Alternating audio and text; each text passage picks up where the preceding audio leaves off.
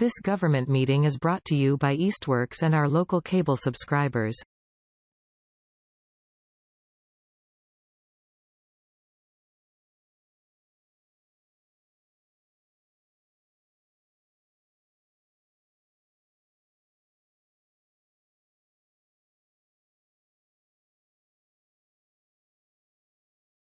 Hi, everybody. Welcome to the first budget meeting for the Easthampton City Council's Finance Committee. It is May 12th at 5:30. Everyone's here. I guess let's start with, we have minutes from the last meeting. I believe we do. What was that, the 30th? No, the 23rd. It was the 23rd. We didn't, yeah. I would entertain a motion to approve those minutes. So moved. A motion second, all in favor? Aye. Okay. Motion passes. Mayor's communication. Anything not on the agenda, Mayor? Okay. Public speak. Anyone here public? No? Anyone online? No? Okay. All right. So we have two supplemental appropriations and we have the budget. Do we have people here to speak to those supplemental appropriations? You know, one way or another, even if we have them, let's wait until after them. That's fine. But just out of curiosity, do we have people here who could speak to those? I'll speak to mine. Okay, and that's the processing charges. Okay. Yes. Mayor, are you able to speak to the? I am. 41? Okay, so the two, once everyone else is gone, we'll deal with those because Sounds good. we set a public hearing for it. We might as well.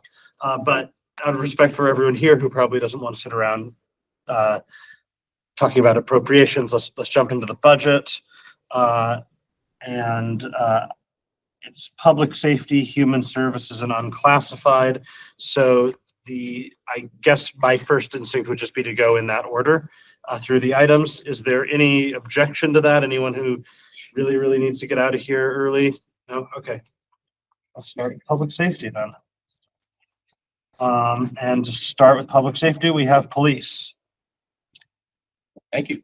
So for FY26, we're requesting the budget is level funded with the exception of a few additions, which is as a result of contractual raises and education incentive and the creation of our community social worker.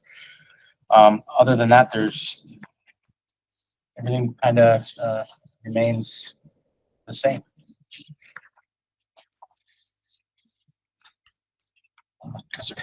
You have more. So that's fine.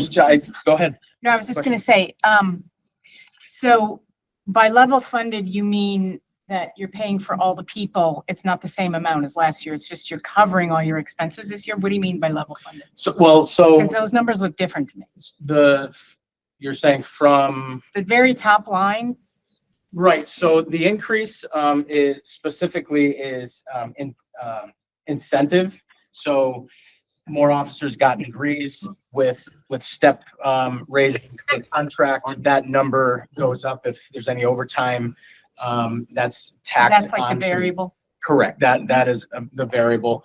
And then the community social worker, you see the bottom line there, is a newly requested position that was a grant funded position for the past 2 years. And that number there represents 85% of the salary. The other 15% is going to be is requested through opioid funds. Okay. So that. Nice. All right. One more, I'm sorry. Go ahead. I apologize. Well, it's gone. But on the difference between 25 and 26 on the incentive, it seems like all the other years were high too, and then last year it went down to like 2 million or something, or 200,000, or am I looking at it wrong? Can you bring it back up? Yeah, I'm gonna just do this. Is that legible? No. It's kind of small. Yeah, But I'm going to flip it over to There we here go. for this audience, but Okay, for the so benefit of anyone online, I'll keep that. It looks like it says 249,007. Oh, that's today. Sorry. Today, yeah. Got So it. Carry on. Sorry. Okay, so the to date column, we should probably pretty much just disregard, right? Because even that's pretty old at this point. January. Yeah. January. Yeah. Yeah, we do 6 months and yeah. I just didn't catch the heading. Got it. Thank you. Cool. Okay, and then I think I had one question. When I was looking through the start of the budget,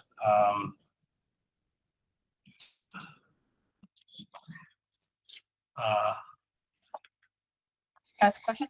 yeah, of course. Yeah. So in terms of the incentive, et cetera, for the public, how many people have kind of taken advantage of that? And how has that increased like this year? Like how many more people are?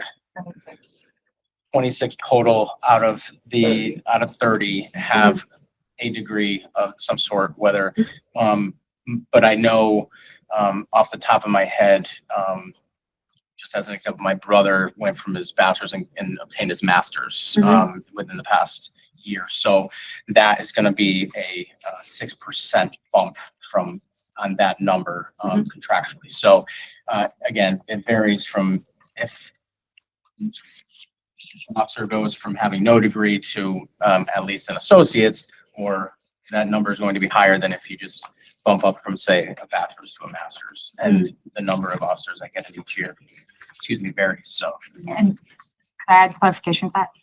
So also it's hard to predict that number because an officer might be in a master's program or associates or whatnot, and for whatever reason, they stop that program. So we might anticipate someone finishing a master's in January of 2026, but they decide that previous spring that they're going to take a break from that program. So you kind of see ups and then the percent of officers who take advantage of those educational incentives it's higher every year. I mean, when I started, people were taking advantage of it, but it's a good thing that folks are starting out and jumping right into these programs and they're finishing them. But it is kind of a moving target of when the incentive will come through. And your brother just got his master's about 4 weeks ago, so that's a great. It's also not timed the beginning and end of the summer semester. I have one. Oh, go ahead. So, yeah, or is that, are you gonna follow up on your question? Go ahead. I do, but go ahead. Let's close that loop and then we'll come back. Just in terms of other staff, right, and contracts, do they have incentives like that where if they increase their education that they get? They do. Okay, I was just gonna ask, so I had seen this table of full-time employees that was in there, and I noticed that police was one of the only departments that actually saw its FTEs go down by more than like half of an employee over the period. And I was just curious, is that just attrition, or have there been people laid off, or is this out of date, or I was just kind of curious. No layoffs. It might have been potentially could have been an error on my end. I took it from the spreadsheet. I'm wondering could that also have to do with, we've had a couple of part-time officers leave, and if that number includes part-time officers, and we can't It use does. part-time officers with the creation of Yes. posts, you're either certified or you're not, not certified. Did that happen last year though? Because I thought post was a few years ago. It's actually, so depending on your last name, it's got like A through whatever is over, in this calendar year or fiscal year. And then, I don't know, I believe the end of the alphabet was last year. So as, if it's July of last year, if I'm not mistaken, you had to have your certification. Yeah, and to speak to that, we did have some part-time officers who transferred to become a full-time officer, correct? So then we didn't fill that part-time position. Okay. It was the only place where there was more than like half of a person off, and I thought it might come up, so I thought I'd ask. Okay, great. That is, I think, let's just go once more over it. Does anyone else have any questions?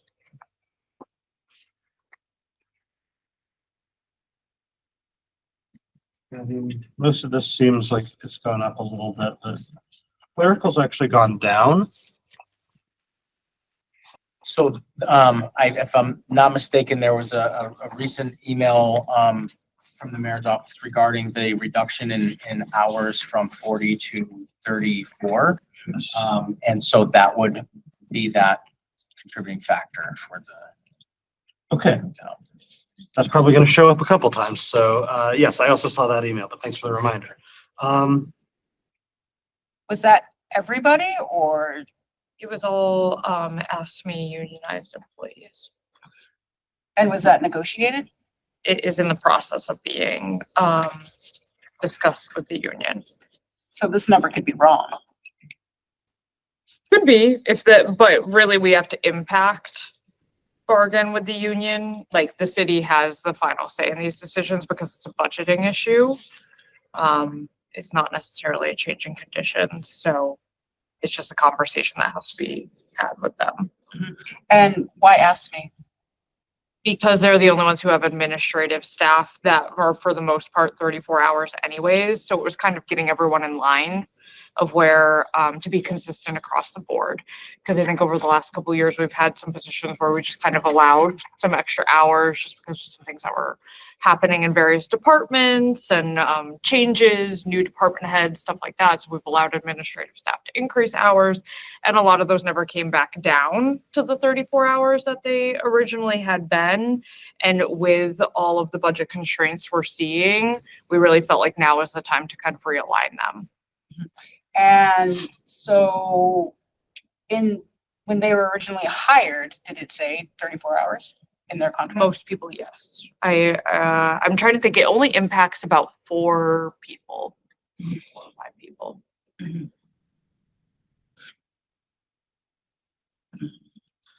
Any other questions, counselors? I just said for some context on the counselors,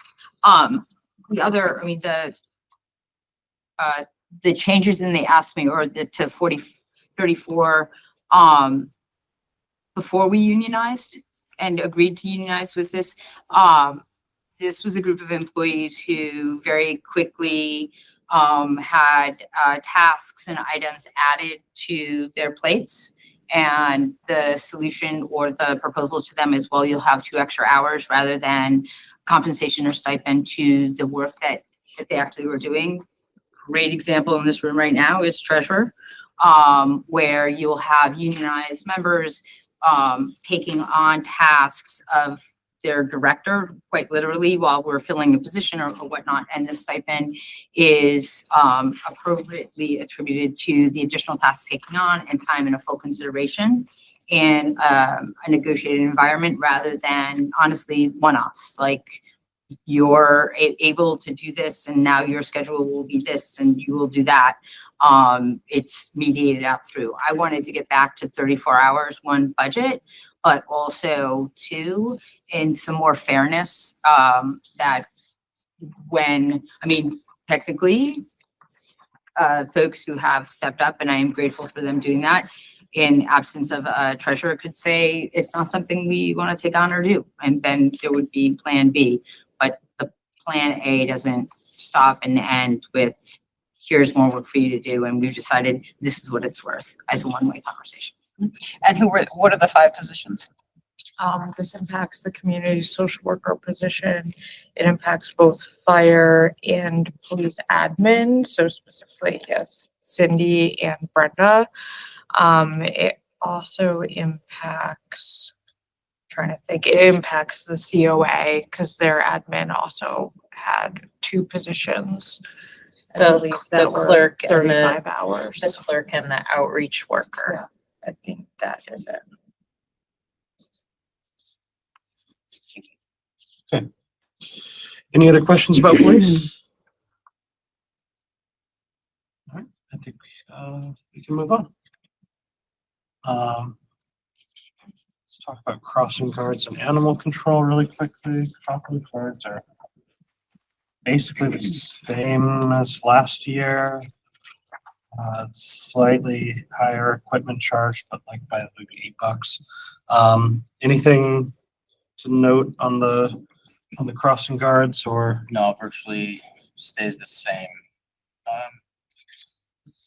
The only change for these is animal control, and that, or unless you have questions on crossing guards. I'm just curious, how many crossing guards are there? How many crossing guards? We're supposed to have 5. Yeah, we had a bunch resign recently and those are fun ones to try to fill, so.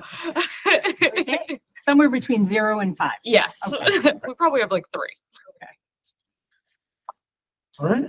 And then the increase for animal control as a result, we contract with Westfield Animal Control currently, and their monthly rates went up about $133 a month. And then every time the individual call outs, or if an animal has to be brought there for whether, if they're brought to their location by Easthampton PD, or they're picked up here in Easthampton, they do just automatically a series of things, rabies shot, boarding fees, and those increased as well. So for all those miscellaneous fees, and the increase in the monthly fee is the difference. I thought the Easthampton community page on Facebook was the animal control. There's a Be lot happy of to folks. negotiate with them. What are their fees? Yeah. Yeah. There's certainly a lot of folks working hard on there. Yeah. All right. Any other questions about these items? No.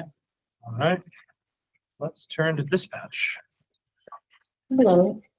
For the FY 26, my budget is level funded.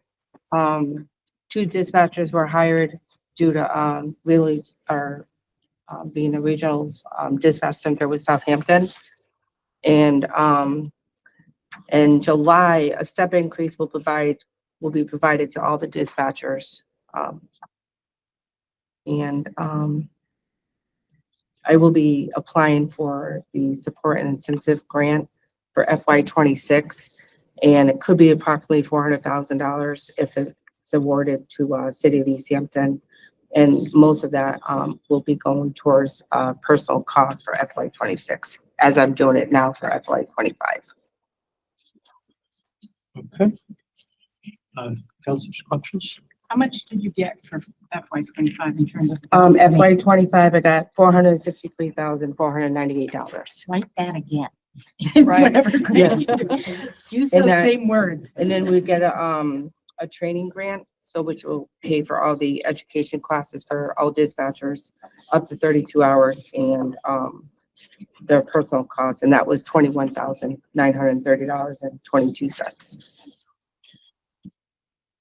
So I just wanted, that was last year you got that grant Yes, for $400,000. So that Yes. covered nearly the entire, well, I received it in March, so we Okay. used it, most of it, will be used for personal costs for, payroll.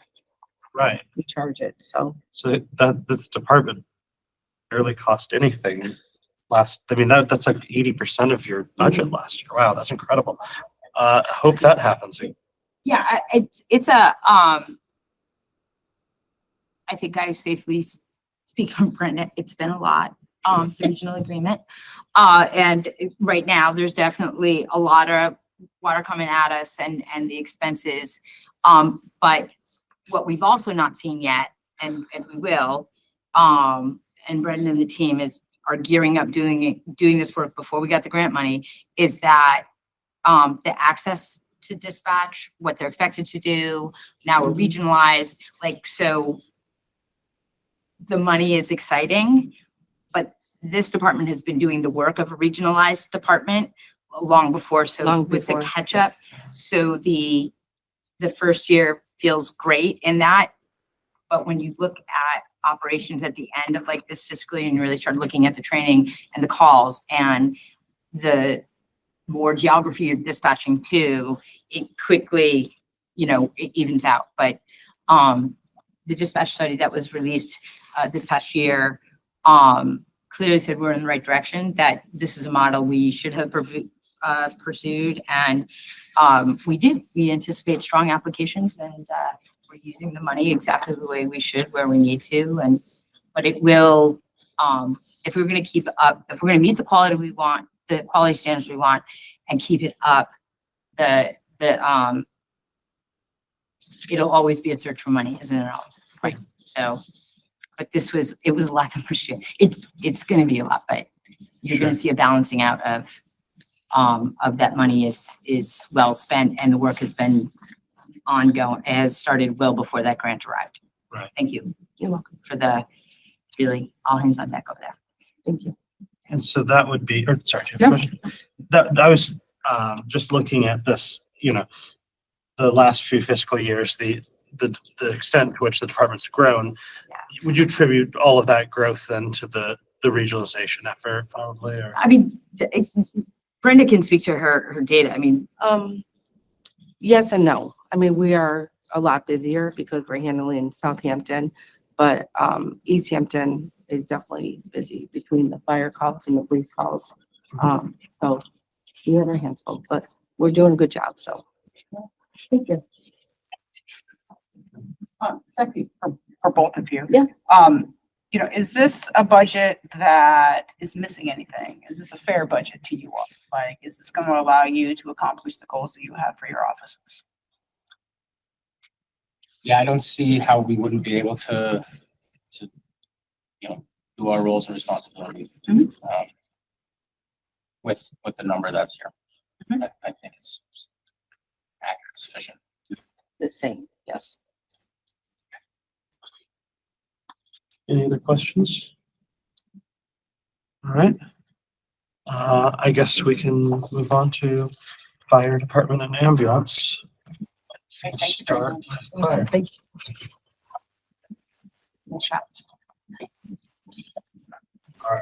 So working with the mayor and her financial team, we crafted a level services budget for fire and EMS. Probably the easiest thing to do, unless you have other thoughts, is just kind of work down through the line items and get the fire budget first. Perfect. Thanks. So as we go down through looking at full-time regular, that's the salaries for all of the line personnel.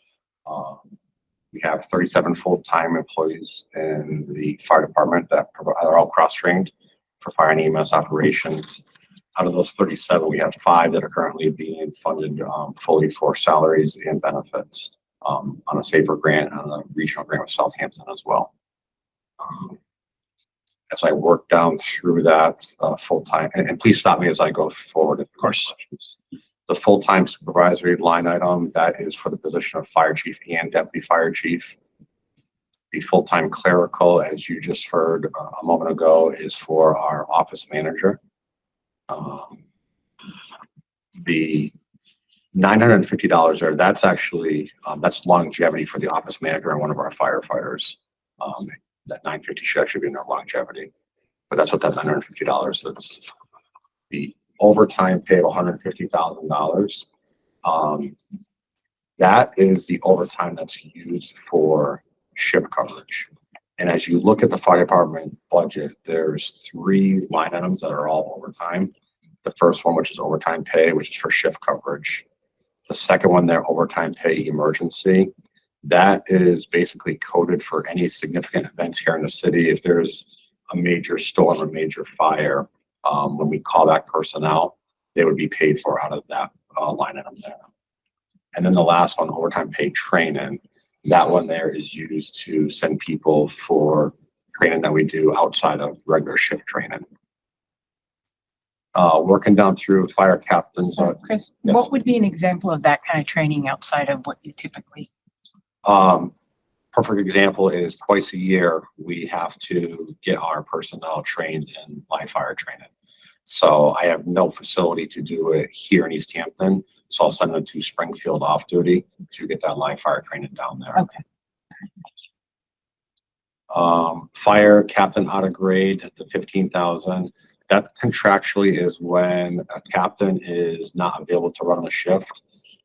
Firefighter is paid the out of grade fund, covers that captain shift. The incentive, the fire incentive, That is for the entire 37 members who have education based on the contractual requirements in their collective bargaining agreements. The on-call compensation, that is contractual for the captains when the chief and deputy are unavailable and they have to act in the capacity of chief or on-call chief. They get a $50 stipend for each date where they do that. The holiday pay is contractual based on their collective bargaining agreements. And then the uniform allowance is contractual based on their collective bargaining agreement. And I'll pause there to see if I missed any questions. Well, sounds like a lot of this is contractual, so Most of that top section. doesn't seem like there's a whole lot to debate. Good note about the part-time clerical and move that over to longevity. Just noting that, because I think that's the only thing that we've seen so far in the budget that maybe needs to get edited. So any questions about that before we jump into the next section? Counselors? No. Okay. Working down through the ordinary maintenance section of the budget, medical expenses, that line item is used to cover the cost of initial medical exams that are required for all new hires. Uniform allowances, contractual requirement for the purchase of the first uniforms for all new hires. And then once they complete their year probation, their dress class A uniforms. So of note, you'll see the increase from 5,000 to 9,000. I made a comment earlier, we have 4 positions that are on a SAFER grant. Those class A uniforms are $1,000 a piece. They're now completing their year probation. So now they're eligible for those dress class A uniforms. That's the reason for that increase in that line item right there. I'm sorry. What's the difference between the uniform allowance in the top half of the budget and the uniform? Is this? Great question. The top one, the uniform allowance, is for tenured employees in their contract to upkeep and maintain their uniforms.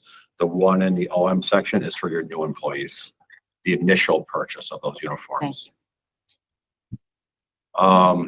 Education and training is contractual for reimbursement based on their collective bargaining agreement when they go to school. Up to a bachelor's degree, they get 50% to tuition reimbursement rate. Office supplies, it's pretty self-explanatory.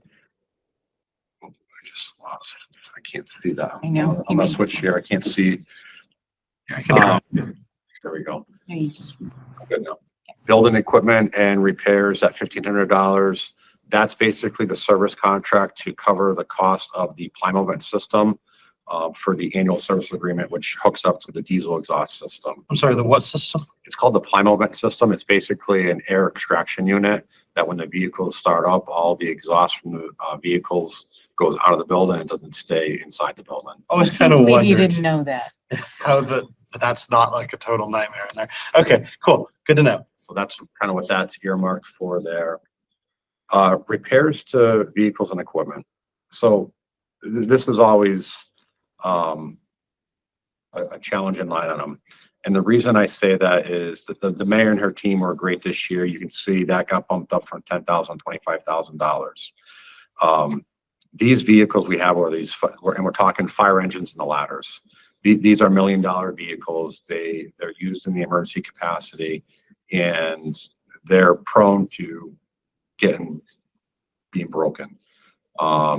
It's hard to, outside of the routine maintenance, the oil changes, the filters and all that.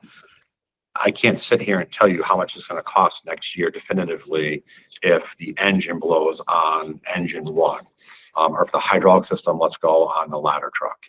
I'll give you the perfect example. This current fiscal year we're in, 6 weeks ago, we had our ladder truck go down, and they brought it over to motor repair. The mechanics looked at it, and they do a wonderful job. And it was found out that the diesel particulate filter in the ladder was old and needed to be replaced. It's a 2008 platform ladder truck. That diesel particulate filter is $10,000. You mean the ladder, the filter in the ladder truck? Correct. Okay. So, and that's based off of the new emission standards and all that, which is great. But there's no way that I can sit here and tell you, okay, we get a new filter in that. How long do they usually last? Well, this is the first time that we had to replace it since 2008. But that, I'm just using that as an example of, I always, when I have the conversation with the city leadership, I talk about unanticipated expenditures. That is just the most recent example of an unanticipated expenditure that we can budget for. We know we're gonna do oil changes and filter changes and all that. But in order to at least start to address some of the things that are gonna come up, we worked with the mayor and her team and bumped that up from 10,000 to 25,000. And that's just the most recent example as to why. Well, just to stop you there for a second, I personally think that's a great idea. I mean, you know, this is something that I've said when we've had these things before about that, you know, some of these things that we think we're pretty certain we're gonna spend that money. There's a lot of different like sort of philosophies about how you do that, but just as a matter of personal preference, I like seeing those sorts of things in there because, you know, it's sometimes weird when we have these appropriation, you know, conversations in this committee, and it's like, we knew that $25,000 worth of stuff was gonna break, so like, has there ever been a year where $25,000 worth of stuff didn't break? So. And I'll just share with you on that same topic, Councilor Pete, that every year, we keep track of these things just to have a better understanding of what it is and approximately how much. So just on the fire side, you can see the total unanticipated expenditures for this current fiscal year that we're in right now is over $21,000 just on fire apparatus. Right. And you can see the items and the reason and dollar amount. And then below that is the EMS apparatus ones, which we'll talk about in the next budget. But again, we're documenting, we're keeping track of it, and working with the mayor to at least start to address having the capability to get those corrected as it occurs and not have a delayed process waiting for a supplemental. Great. I like that. Sorry, didn't mean to. Nope. You are the king of grants. Are there any grants that involve repair, fixing, Not in fire and EMS. running over a curb, flattening a tire, you know? Unfortunately, no. When you look at alternative funding sources and fire and EMS, everything is for new. If we want to buy a used ambulance, you're not gonna get a grant for that because of the unknown, because of the warranties and things like that. Okay. All right, thanks. And then to close, SCBA maintenance and repairs, $12.50. That's for the annual service on the air filling cascade system, which is required for quarterly maintenance. Again, that's the air that fills the air cylinders and the SCBAs. So obviously we need to make sure that's quality air that's going in those. PEG, that air compressor was $150,000 and we got that on a grant last year. In-state travel is $2,000. The increase of $1,000 is to provide the ability for the deputy chief and myself to go to the annual conference in Worcester for the State Fire Chiefs Association. That's $500 a piece for that conference. It's a 3-day conference at the DCU Center. And then dues and membership is all the fire associations, the state fire chiefs, Hampshire County, Worcester, Mass, things of that nature. So I'll pause there and see if I missed any questions on the OM budget of fire. Councilors? Trying to get the.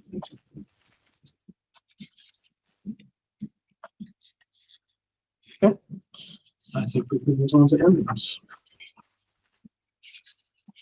So looking at the ambulance budget, so for this fiscal year, you're looking at the first line on there, overtime pay for ALS and EMS, and you can see it zeroed out. We changed the coding on that. So if you look at the third line on EMS stipend, that $15,000 in this current fiscal year, that basically was being coded in that for our contractual requirement for our ALS coordinator, and also the stipends that were being paid out to the paramedics who are precepting paramedic students from across the state. In order to better track it, document it, and actually code it correctly, We worked with the mayor and Hadel and, we classified that, I guess is how I would phrase it. And that's why you see it going from 0 in that line item to 18,500 for the EMS stipend. And again, just to break that down for you, out of the 18,500, 6,500 is the yearly stipend for the ALS coordinator. And then the remaining balance is for all the paramedics who precept students that come and ride with us.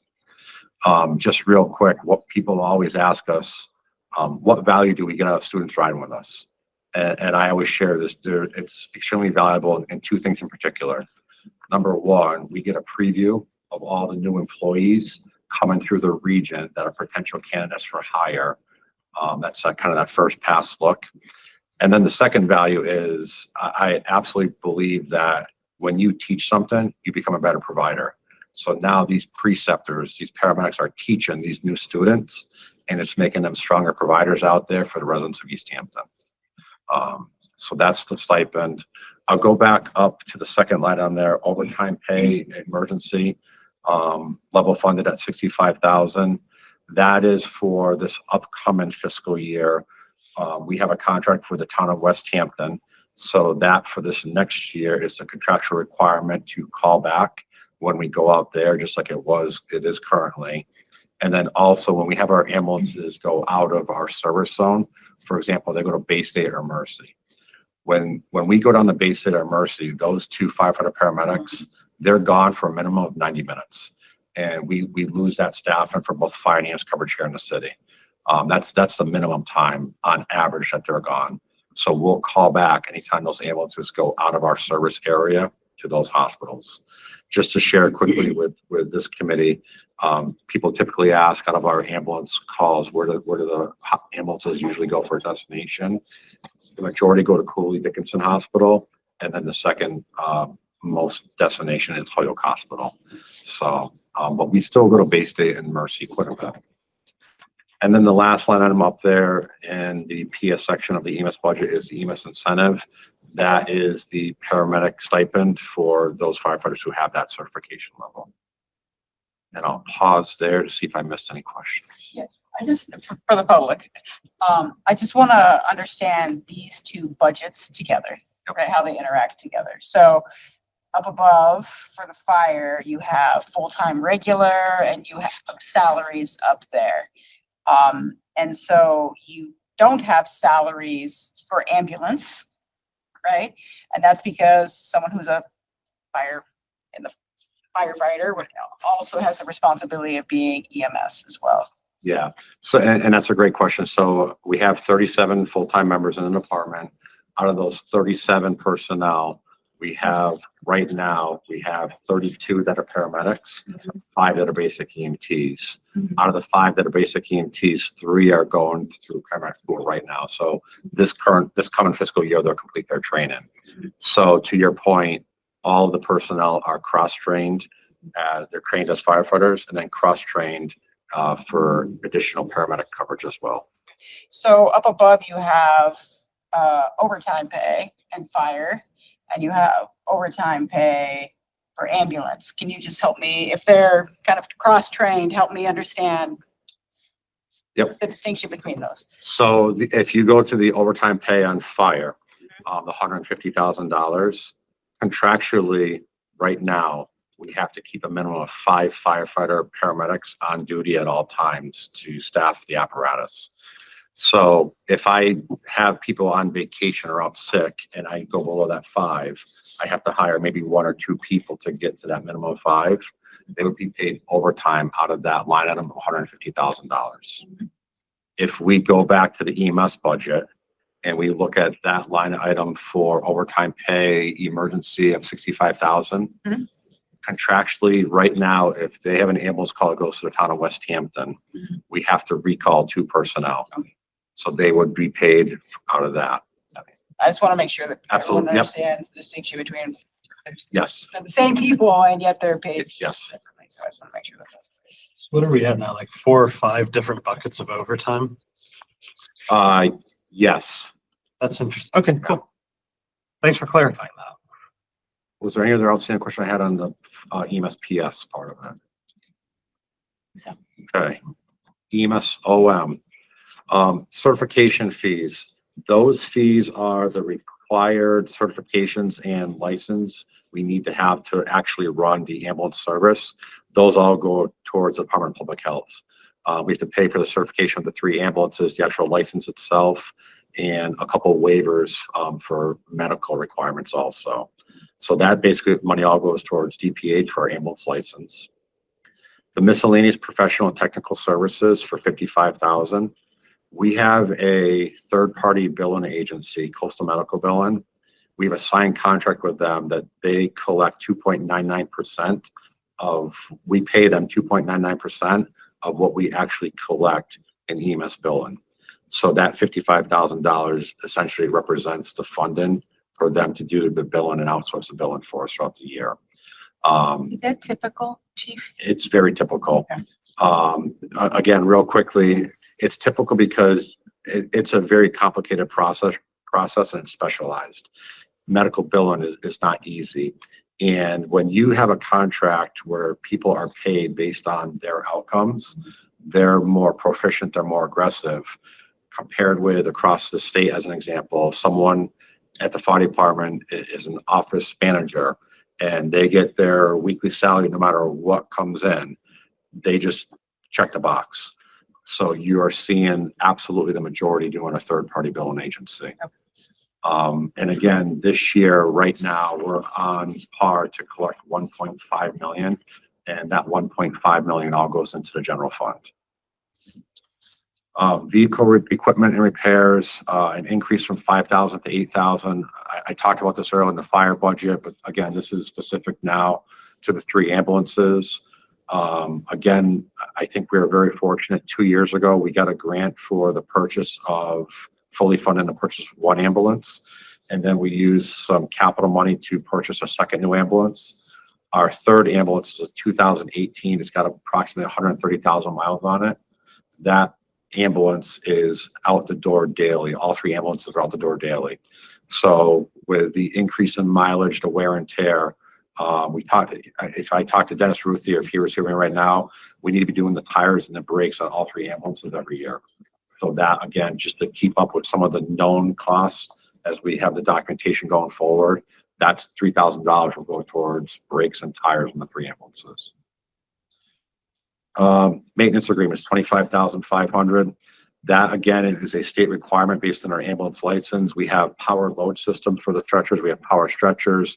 We have cardiac monitors. We have automated CPR machines. We have defibrillators.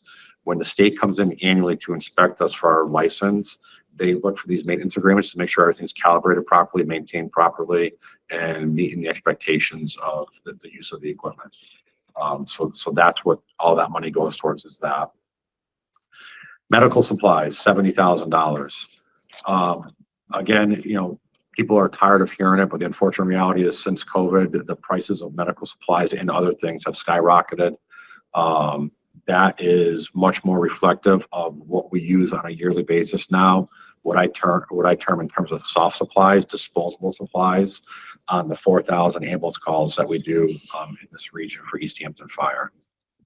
And then the ambulance supplies below it, the $5,000, that's what I term hard supplies. So when the state comes in and they do their inspections, they're looking at hard supplies such as stretcher straps, and some of the suction units that are reused on other calls. They're deconned and then reused. Those are the supplies that need to be replaced occasionally based on the license. That's what that increase is from. And then the last one is dues and memberships. That is for all of our EMS dues for the Office of Emergency Medical Services, Hampshire County EMS, Western Mass EMS, and such. And I'll answer any questions that I may have missed or not made clear. Counselors, questions? One question about that. I just want to go back to the fire budget. For the full-time clerical, is that individual an ASME union member? Yes. It's part of the ASME union. And they also have 34 hours a week?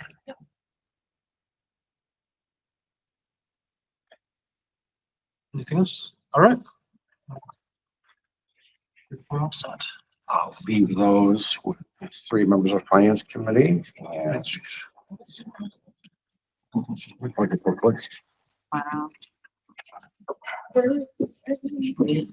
Thank you.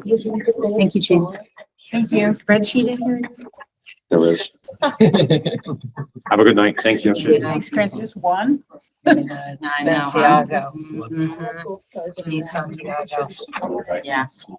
I think next up we have building inspections. Yeah. So, I will not apologize for it. Yeah, I'll apologize for myself. David was scheduled to be here originally, our building commissioner, and then I asked the budget to be pushed back, the delivery, and he had a long-standing vacation. So he was going to be here originally, and I messed it up. So my apologies for that. Speaking to the department, this is, you're not seeing a lot of increases. This is a department that's really starting to stabilize, and also we're really interested to see where we are as far as capturing more permits and plans than we have in the past. Dave's put a lot of work into upping the public interaction and being responsive, working with the assessors. So not, followed pretty straightforward what the budget letter was. No big increases, decreases here. And the real interesting part of this will be at when we close out this year and take a look at, like, by next fall, the revenues. Are we capturing, what we need to as permits in the community? And in the past, what would have happened or has happened, because it's been hard to keep this position full, is somebody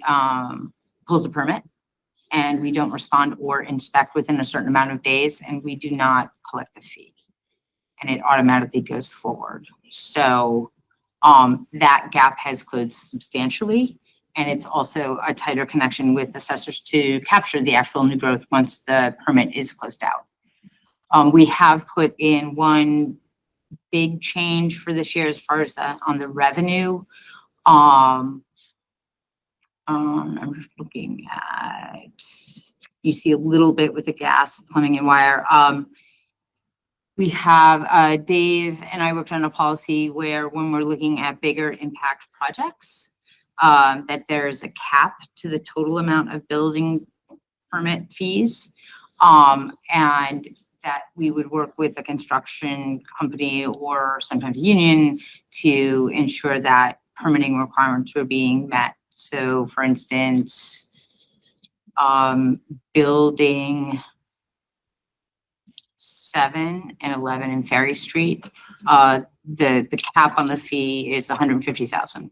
So it allows the project that side to go through with knowing what the permit fees are going to cost going up front, and allows David to work with the construction company, but also with his side inspector, gas, plumbing, and wire, and pace that out budget wise. So it's a fair policy. It's something that a lot of cities do around us. So it allows us to be competitive without skewing our revenues on this, and or having to add expense midway through because we do know what was coming at us.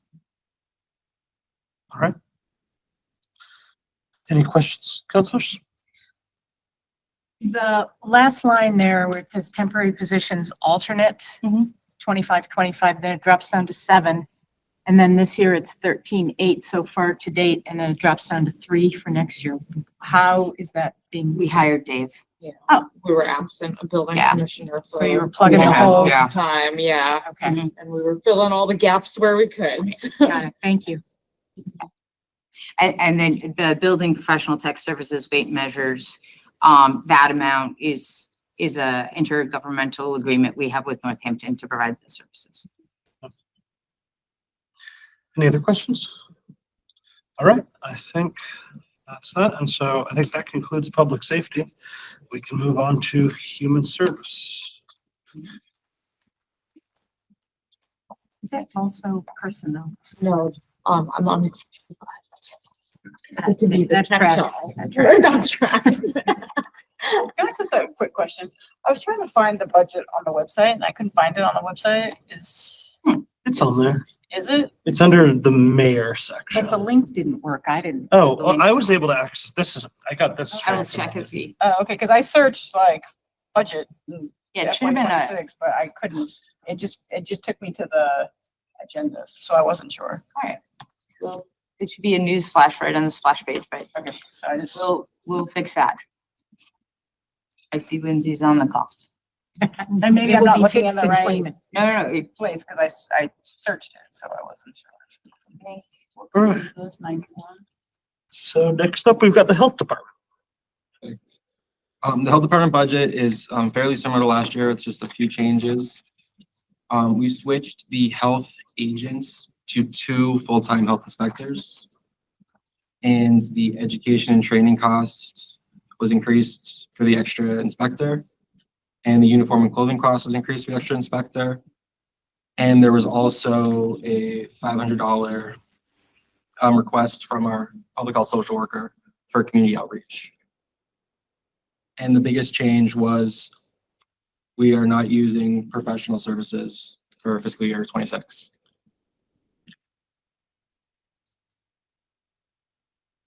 Oh, I see. All right, so the professional services goes away, salary goes up. Or it actually kind of doesn't, but I see what you're saying. Oh, right, so the original, I see what's going on here. Yeah, that makes sense. Under professional services, were you like pulling people in from the street for Yes, that $100,000 a year? yes, to inspect camps mostly. Okay, We were utilizing a lot from Northampton okay. to do a lot of our, health services. We just got Ryan a couple months ago. Welcome. Thank you. Yes. I'm very excited. Nice to meet you, by the way. Welcome, Ryan, do the budget. Yeah, that's exactly. He has had baptism by fire for sure. I've had a lot of help, He so I'm has, very but appreciative. he has been doing a great job. Okay. Okay, thank you. So this is often we just look for sort of what's the change, but a lot has changed here. Yeah. So any questions, counselors?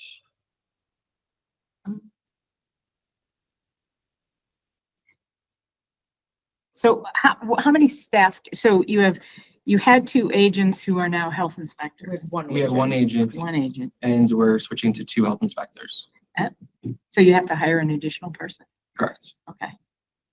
And is that additional person? We're budgeting for it, but is that person Yeah, our hired? health agent just took a position with another community. I see. So we took that as an opportunity to kind of like revisit the positions to see what do we really need? We don't really need a health agent position. Usually that ends up being kind of like a department head level position or like right under that. We don't need that. We really need inspectors because we have a director. So we took that opportunity to reallocate those funds due to inspectors. So is it you plus 2 inspectors? Correct. And that's the department? There's also a public health nurse, a social worker, and we have a part-time administrative assistant. Okay. This isn't, so salaries, then the top line Mhm. is just your salary? Director, correct. Okay, and then the rest of these lines are actually also salaries, but for other people. Inspectors, clerical. Yeah, And then, okay. all right. That's a little different than the others, but I suppose it's more detail, which is good. Then everything else is pretty much the same. You've noted the community outreach. I don't have any additional questions here. I think so. So, Devin? All right, Awesome. Thank you you're very much. passed. Well, next year I'm bringing a binder and I'll get you. Yeah. Trying to keep up with Norris. Yeah. Good luck with Get more that. gold stars. Thank you very much. Thank you. Thank you very much for the work. Council on Aging. How you doing? We've never met. We haven't. Cindy Trail. Hey, come on up. I've heard your name a million times. Many times. I'm sorry about that. Seen tax work on. There you go. That's when. Peg just doesn't want to leave the city. I don't. She's the gift that keeps on giving. Yeah. There you go. The bad penny that keeps coming back. But go ahead. Okay, So what you're seeing here, the general fund part of what makes the senior center happen. So salaries, the COA director, full-time supervisory is the 30-hour program manager and the now 34-hour senior outreach worker. That's the, benefits counseling, et cetera. And then the full-time permanent is the clerk, formerly principal clerk, at 34 hours now, and the activity coordinator. If you recall, a couple of years ago, I can't remember exactly how long it was. So before I started, there were several part-time positions to accomplish creating all of the programming. And that has changed and fluctuated over the years. And now it's stabilizing at a 30-hour program manager and a 30-hour activity coordinator to help carry out and implement those programs.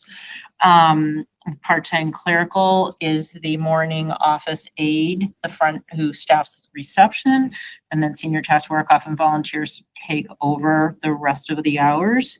The part-time permanent is the former second outreach worker, which has been discontinued, and the part-time van drivers. There are 4 van drivers who are paid, and then a coterie of volunteer drivers. Really, so the change was made in FY '25 staffing wise. So what you're seeing is the continuation of the change we already made in FY '25 to not have that 18-hour a week outreach worker and to beef up the program staffing. And you can kind of see why. If I get my little picture out here, I'll find it while we're talking. Any questions? Just a typo on there, year-to-date FY '24, it should say FY '25. The second to the last column. Yeah. Oh, yeah. Actually, while you're looking for it, I'll just make one comment. I like how these last 2 budgets have had the different positions broken out, with their smaller departments, so it is possible. Obviously, with the bigger departments, that's not necessarily possible. But can we just get this top salaries line to say like salaries director or something? Because if I'm just coming as like an outsider looking at this, Yeah. I see salaries, Yeah. this amount, and then there's all this other stuff under here. You're like, well, is this not salaries? You know what I'm saying? Okay, Like, yep, I'm following. it's not a big thing, but just Yeah. for readability, I think Yep. that might be Understood. a little improvement. So this needs to be put in our city colors, Lindsay. This was just a quick thing I did, but all this blue is our events and trips and, the stuff that the programs are doing, and transportation in red. And then the yellow is the one-to-one client services. The green is like our volunteer program. It doesn't cover everything that we do, but, in terms of the number of people using us, events, activities, trips, and actually the grab and go meals from Highland Valley are in there too. Now, outreach services are labor intensive, so Is that like per Medicare? person. Explain Shine Medicare? counseling, health insurance, Mass Health, Health Connector, fuel Okay. assistance, SNAP, all of those things. Take them to the RMV. So a lot more time is spent per person, and that's why, so it's a labor intensive thing, but it just takes more people to put on all these classes and activities and everything. So that's what we realized. And then we actually, for the first time, are going to have a volunteer Shine counselor who has gone through the intensive training. And we also have volunteers who help with fuel assistance. So we won't see less service, but more efficient service. Remind me what SHINE stands for. So that's serving the health insurance needs of everyone, and that is Medicare, Medicare insurances, Medicare Advantage and so on. It's very complicated and people need help to pick insurance plans. Okay, perfect. Thank you. So that's the personal services. And then below that, there's only 2 lines. The building equipment repair is like, we suddenly need an electrician or something and it wasn't in DPW's budget, and the in-state travel, it does not cover conferences. It only covers mileage of personal vehicles, and we don't use it all every year. And we've gotten way more efficient because we have more people who live in Easthampton who use the city vehicle, the small vehicle we have. And so we're just not using as much mileage anymore. Everything else is in our non-general fund department expenses. So part of the program manager, activity coordinator, and office aide are paid through the formula grant that we get from the Executive Office of Aging and Independence. And that's the $15 per older adult age 60 plus. So that grant is used to pay. So the rest of the salary is not covered by this. And it's not on that one, but it is another $36,000 of salary comes from that grant, and the rest of that grant, so that's slightly more than half the grant. The rest of the grant pays for all of the instructors, all of the other professional services, conferences, dues, equipment that we might need, and so on. So, I'm sorry, where would the grant impact, which line item does that? So it impacts full-time supervisory, Okay, that's where the full-time 36 permanent, and part-time clerical. That's where the other, so 20,000 into full-time supervisory, 12,000 into full-time permanent, and 4,000 into part-time clerical. That funding is a 10-year grant, but every January or so, Elder Affairs, Executive Office of Health and Human Services can cut it. So we have to be conservative with how much salary comes out of that. Okay. Any questions? Are those grants, can you rely on them reliably each year? So it's the Older Americans Act nationwide that sends funding to the state, and then the state has it's in the law that there be councils on aging, not necessarily senior centers, but each town gets a certain formula if they are a certain size. And so far, we have been able to count on that since it started, when every senior in town was worth 50 cents a head. Now they're worth $15. Yes. Okay, that's helpful. Thank you. All right. So I'm clear, so the salaries for the department heads, when I do the math here, it looks like it's a 3% increase to the, like 3% raise, am I accurate? I think, well, it depends because that's a combination too of a non-union position and union positions, and part of their salaries are funded through grants. So, Cindy as a department head being a non-union received her step, or the unionized people got a 1% COLA. So it'd be a combination somewhere in there, I'd imagine. And I don't remember which fiscal year my grade changed. I don't, that's why there was a change there. Yeah, I think it was last fiscal.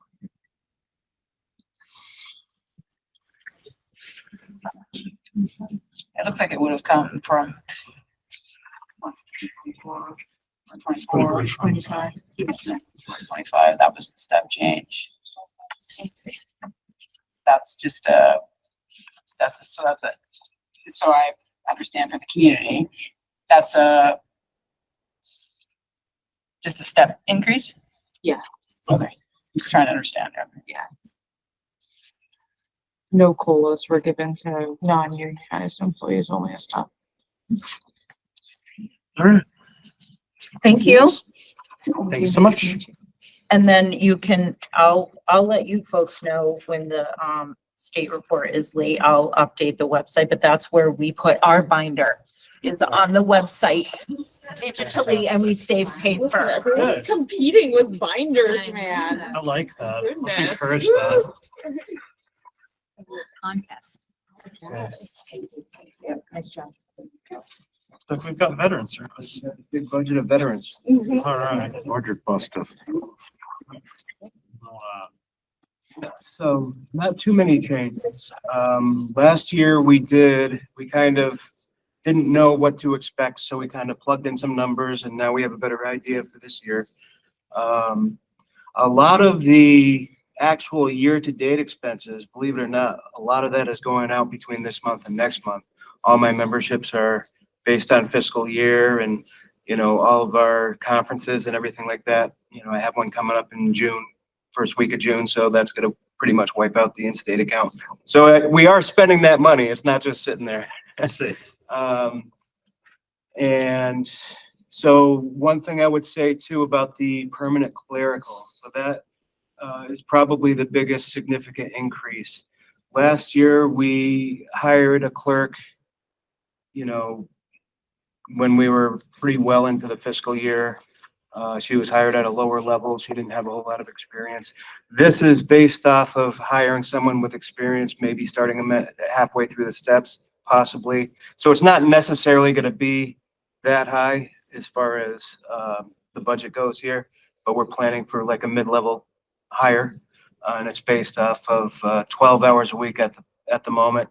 And, you know, both salaries are based off of the ASME pay scale. So a lot of the education and training and stuff,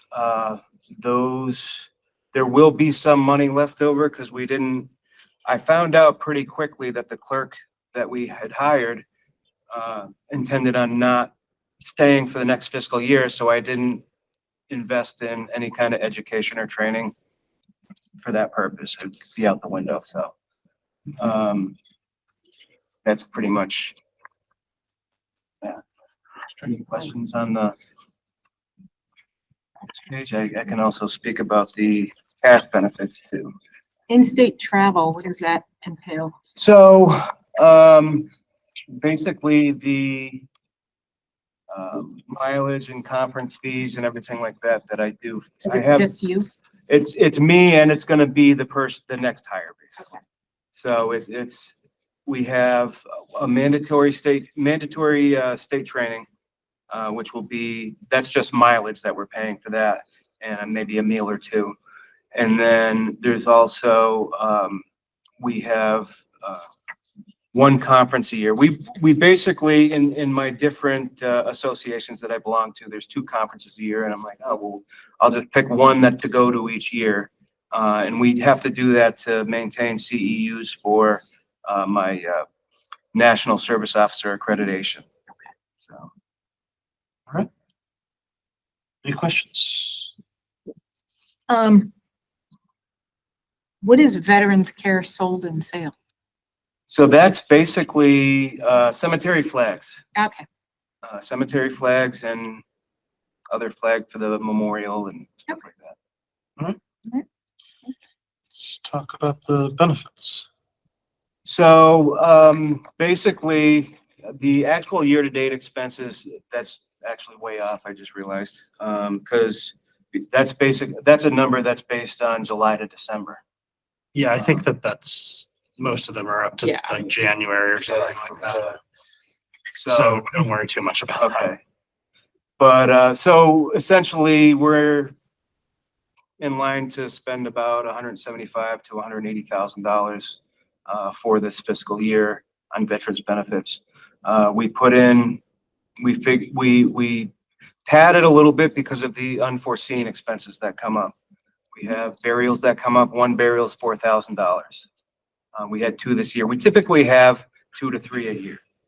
And it's like we drop someone off benefits and someone else comes on. So it stays kind of even playing as far as that goes. But what is concerning is some of the higher prices you know, budget cuts and everything like that, we might have a little bit more, a couple more customers this year. I don't know. Hopefully not. But, you know, we're kind of bracing for that a little bit. Yeah, so I mean, it really, plus we also have an increase in benefits. So in the new fiscal year, Executive Office of Veteran Services is going to they typically do about a 3% increase in what the benefits that we pay out are. So that's going to figure to be another $5,000 to $6,000 a year. So if things stay kind of the way it is, we're probably going to spend about $185,000 next year on it. That would be on the good end. But at the same time, we do pad it a bit because theoretically, we could get someone who's entitled to, you know, $1,000 a month that comes on.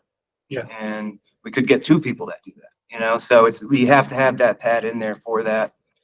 We also, you know, with the HERO Act and everything like that, and we have to cover certain dental expenses that weren't always approved in the past.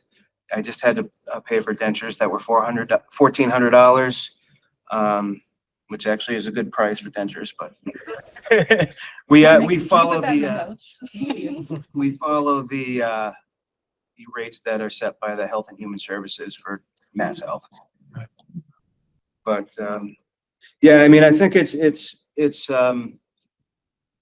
I think 210 is reasonable as far as not being able to predict what's going to happen. Sure.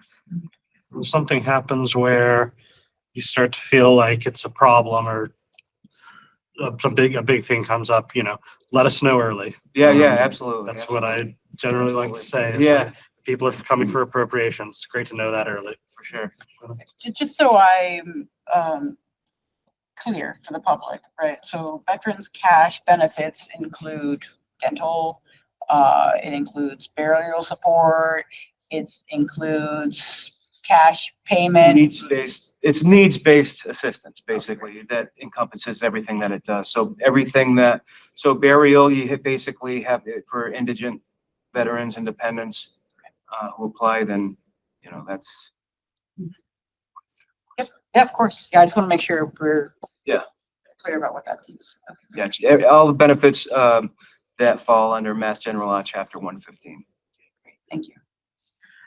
Are there any, is all of this money city money, or do you get money from the federal government / state government, the trickle down theory? So these benefits are reimbursed. Most of them are reimbursed we get about 75% of it back at the end of the year. There's certain benefits that the state reimburses at 100% that has to do with if it's for homeless or homeless prevention. Okay. So. Can I add something to that? We spend in fiscal year 25, we'll get the money in fiscal year 26, and that goes to the general fund. Okay. Got it. Thank you. Okay. I'm satisfied. Any other questions? Thanks a lot. All right, thank you. Okay, and that concludes Human Services. So I think we can move on to unclassified. You too, thanks. There's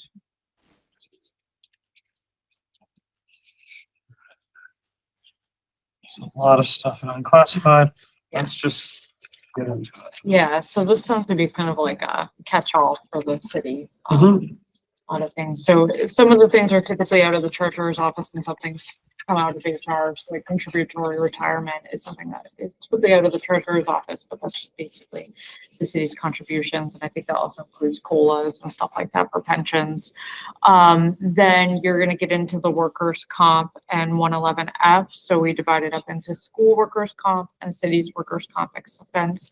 And then 111F is going to be police and fire. They are under a separate type of workers' compensation through the state. So we divide those three up. Those we kind of estimate based on how many employees we have in the past years to come up with the number, because it's hard to predict, but we're pretty lucky this last year. We were a little under what we anticipated, so we didn't really have to do an increase for the workers' comp expense. The 111F tends to be pretty consistent with its increases, so we just did that accordingly. And I just got the bill for July 1 and it's right about there, which is great. Medicare, the employees contribute, and then the city also contributes 1.45% of a salary. And then you go into 32B, so this is going to be our health insurance, and this is where the big increase is this year, unfortunately. So we had the unfortunate increase of 18% on our HMO plan this year and 20% on our PPO plan for insurance. A lot of municipalities, well, a lot of health insurance in general was kind of suffering from big increases this year just due to, I mean, I want to say a lot of it comes from the introduction of the GLP-1 drugs and how they are the weight loss drugs. Okay. So those are going to be like Ozempic, Wegovy, Zepbound, stuff like that. So those uses outside of diabetes, and they, you know, obviously there's a lot of great benefits to those, but that with them being new on the market, there really hasn't been a lot of fielding. And it has been really accessible to people, and there haven't really been any copays or any barriers. So doctors have just been kind of openly prescribing these drugs to people, which is, again, great to a certain extent, but it is really hitting the insurance companies very, very hard. And because it's Those poor insurance companies. Oh my well, gosh, I feel so I bad mean, for but then it's hitting us, unfortunately, right? Because it's about $1,400 a month per person who uses these drugs. So you think if someone is consistently on this for a year, multiply that times 12, and that's just one person. So we have been, fortunate and unfortunately get to be part of the executive committee, which is on the Hampshire County Group Insurance Trust, that we kind of, you know, have to make some of these hard decisions on how we're going to handle these things. And we've seen just like our reserve fund for the insurance company being eaten up dramatically by the increase in these drugs, because it's not really the cost, like it's not the insurance and the what am I trying to think of? The services that are costing us money, it's all prescription drug that is costing money. So we've looked at some options and some things we can do to try to mitigate these costs. They've taken a lot of research and a lot of time. We considered, do we implement an additional high deductible plan to help like shift people off of these plans and move them to another plan where the cost, but then, you know what, in our research of that, then that would probably spike premiums even higher because you have a lot of people moving off and then the costs are not, so like what people are contributing versus what they're using isn't weighing out the same. So it ends up hurting us more than helping us. A lot of insurance companies, like I know Blue Cross Blue Shield, who we utilize, but we're self-insured, so we get to set our rates. But Blue Cross Blue Shield themselves have put limitations on the GLP-1 drugs now, so it's making it a little bit harder for people to just arbitrarily go and get them. So we are looking at those options and maybe implementing higher copays because there's no copay right now. So maybe implementing a copay to cut some of those costs to the city and maybe kind of get people to take it seriously if they are going to use those types of drugs. But all that to say, it unfortunately did hit, you know, all the communities that are part of the Hampshire County Group Insurance Trust very hard, and it hit a lot of communities very hard. The average, I think, increase this year was somewhere around 12 to 18, 20%. Like we aren't the only community being hit like this. Last year we had an 8% increase. I think we were trying to be optimistic And this year we don't get to be optimistic anymore. We have to, find solutions. So we're hoping there will be an increase again next year. We know that's without a doubt, but we are hoping it is not nearly as severe as it is this year. And maybe we can start recovering some of our reserve fund and, make sure the trust stays healthy. But that is where a majority of our costs is. Any questions on that while we're on that topic? I have so many questions, but they're not Please. really related to what the city should do.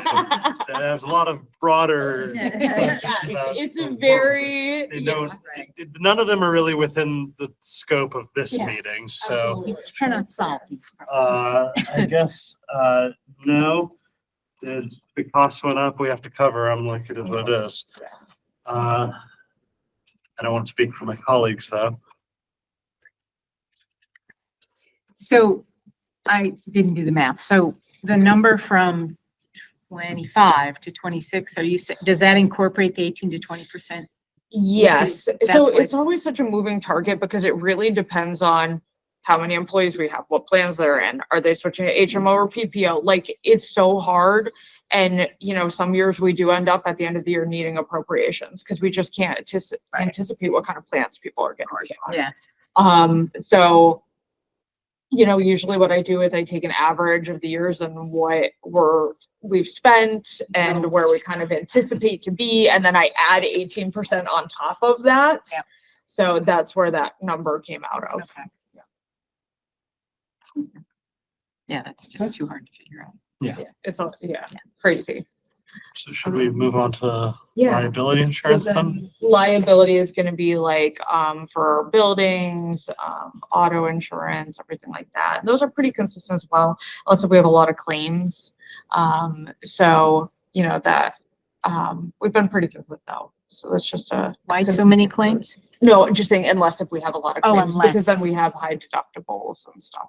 If we, but luckily we haven't had anything too crazy, knock on wood. So keep it that way. And then, we have OPEB, which is other post-employment benefits. I can't speak in detail about that. That's typically something that the treasurer's office would deal with a little bit more, but those numbers I think are based off of studies done. So they're predetermined reserve fund. And then I can speak to unemployment. That's just like a set where we have the reimbursement program for unemployment. So we contribute and then we pay the claims, that week. All right. Counselors, what do you think? Questions? That's pretty straightforward. I mean, the insurance part is the part that will keep you nervous all year. Yes. But, yeah. Yes, it is. The part that I know is hard on everybody. Yeah. All right. Well, it is what it is. Thank you, guys. Thanks, Appreciate Emily. your time tonight. Thank you. Let's make one Do you have comment charts about and all of graphs? these. I understand all of these, but I will say that I am personally struggling with the salary decrease for our AFSCME. It's not lost on me that I believe all of them are women and they're also of the lowest salaries in the city. And I understand from a budgetary perspective of trying to align things, but we are in a situation right now where there's a high cost for everything, and those individuals who already have a lower salary are now having to take an even lower salary. And I also recognize that those individuals have direct relationship with some of our most challenging or our residents who are in challenging situations. And they take a lot of that emotional burden with their role. So I'm just naming that it's something that I'm kind of struggling with as I kind of heard this today. And I'm just naming that because if I don't name it, I won't sleep tonight. And so I need to say it. So that's all I have. Thanks, Councilman. I think that concludes the budget portion of this meeting. And if we can just get through these two appropriations, we can adjourn, and I'll see some of you tomorrow. Thank you very much. Thank you. Thanks, Emily. Okay, do we want to, yeah, sure. Start with that. Yeah, ready to you're go. ready to get out of here. So, when I was appointed the treasurer back in, I think it was late December, January 1, I was hopeful that, treasurer could be recruited and hired fairly quickly. That hasn't happened. For a variety of reasons. Yeah. And, so then I started looking at the credit card, Jessica, our former treasurer. And I discovered that we had about, well, exactly $1,411.91 carrying a balance on that credit card. And I also noticed some late charges and some interest charges on the credit card. I dug into this and realized that there were charges made 4 or 5 months ago. The bill was never paid. I discovered that a PO, you know, IT came to me and they needed to buy some software and they needed the credit card. I let them use it. That PO did not get processed in a timely manner. But both department head and myself had signed it on the day the purchase was made. So that was a concern to me. I've also discovered that, let me also review who has credit cards. Lindsay, the mayor, myself, the superintendent of schools, and the chief of police. Okay. School department made a purchase, I think about 3 months ago, and the vendor charged them tax. So that tax is still sitting on the credit card. We don't pay tax. Auditor doesn't allow us to pay tax. So we're waiting for that. I think it's about $64.63 to be removed from the credit card. So there are a bunch of issues that have resulted in these late charges and interest charges. So I looked at the total picture and I found out, you know, the entire amount was $14.11.91. And the amount that I'm talking to you about this evening is the $822.77 for prior fiscal year expense. I'm calling it expense, prior year expense. And that's what I'm here for, to seek that appropriation so I can get this credit card straightened out.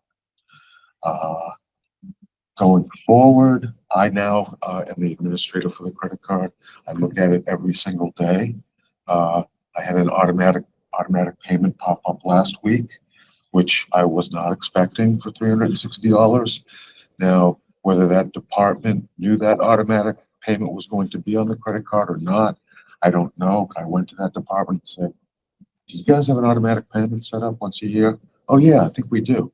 So it's one of those situations. I look at this credit card every day now to make sure that we're staying on top of it. I've got to get it straightened out, and then I've got to set some pretty strict procedures in terms of paying that bill, as getting it on a PO and getting it on a green sheet within 14 days of the purchase.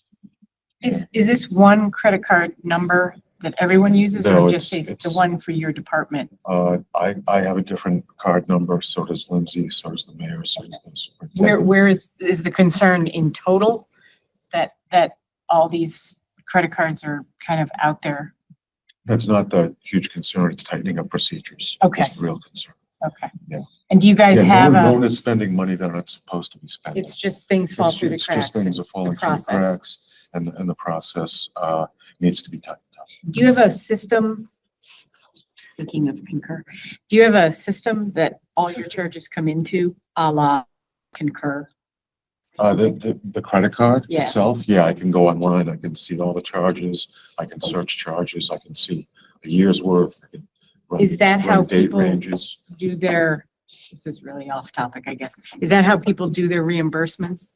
Is, No, these are city credit cards, so that no one's getting reimbursed for actually using. it the just credit- goes straight and It the, goes straight to the vendor. whoever Yeah. pays the bill Whether it's, kind of thing? you know, the charge is to the hotel for a conference registration.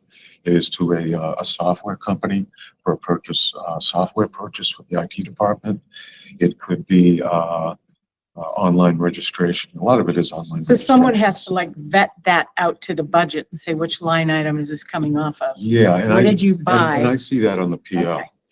But I've gotten into the habit of looking at this credit card account every single day, just taking a quick look at it in the morning, quick look at it at night to see if there are any charges, put on there. Gotchas. Any gotchas, because I don't control, I've got Jessica's card shut down. And I've got Chief Alberti's card shut down, and those will get cut up, Yeah. and thrown away. But this is where we stand now, and I do have ideas for tightening up the procedures. As an example, I think there was a check cut out of the IT department on a PO that we did for, I think, $3,850. The staff person got the math slightly wrong, so it was about $10 more on that charge.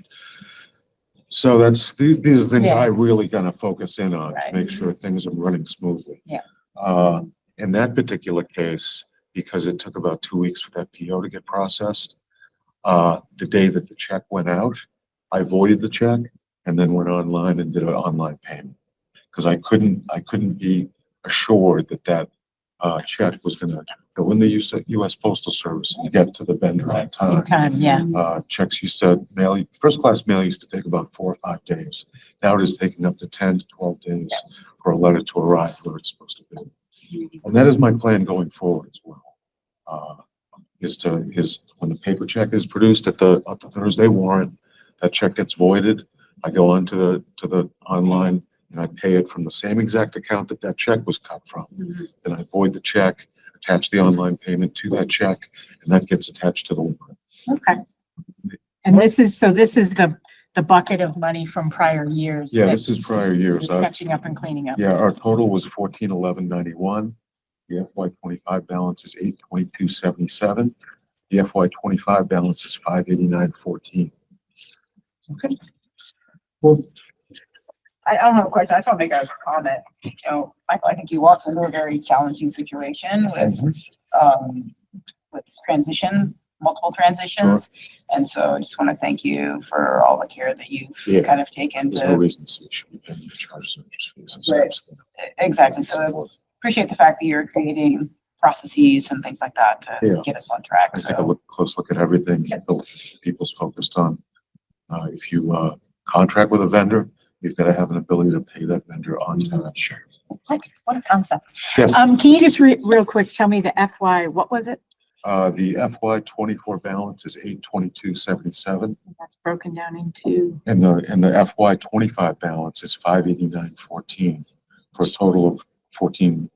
But you've already taken care of the 589 because that's Yes, this because year. it's, yeah. Because that's that this was year, in- but Gotcha. old years we got. That was an intra-department transfer from another line item to the treasurer's budget. Got it.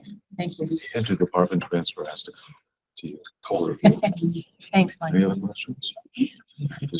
So Thanks, Michael. I would entertain a motion. Yes, I would entertain a motion to recommend this appropriation to the full council. So moved. Second. Motion is second. All in favor? Aye. Aye. Okay, motion passes. Thanks for your diligence on this, Michael. Thank you. Thank you very much. Appreciate it. Have a great evening. Thanks. Thank you. Michael.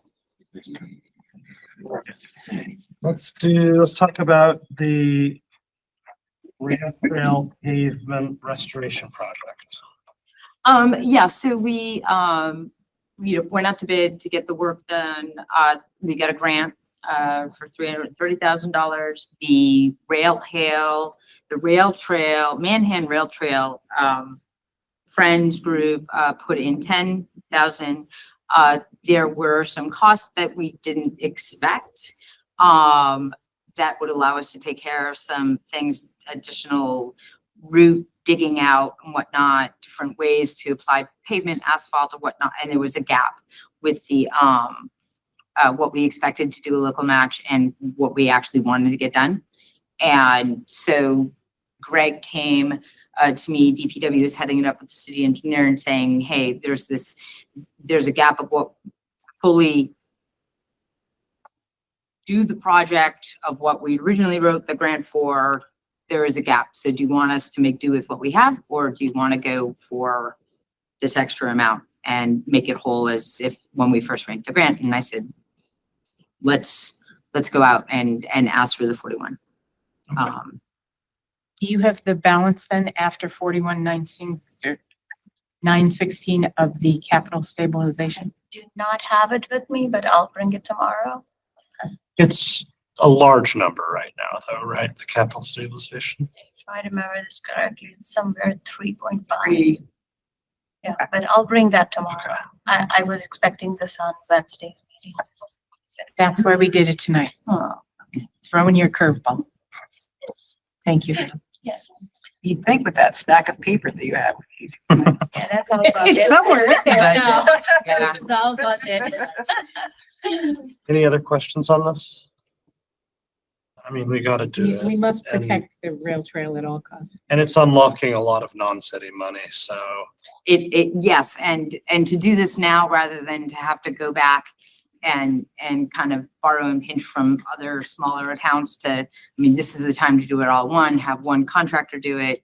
The city engineers are on it, so to just do it one fell swoop, we would appreciate the opportunity to do that. I don't want to belabor this, but I bet if just in the field that I'm in, if you actually tried to do a study to talk about the amount of economic benefit that this city has received from that rail trail, it would probably be a heck of a lot bigger than $41,000. So I think, making sure that people can use it safely, that's fine with me. I would entertain a motion to recommend this to the full council. So Motion a second, all in favor? Aye. Motion passes. All right. I'll see you all tomorrow. I make a motion, we close and Adjourn. adjourn. That's the word. Second. Motion a second, all in Close favor? and. Aye. Thanks, everyone. This government meeting is brought to you by Eastworks and our local cable subscribers.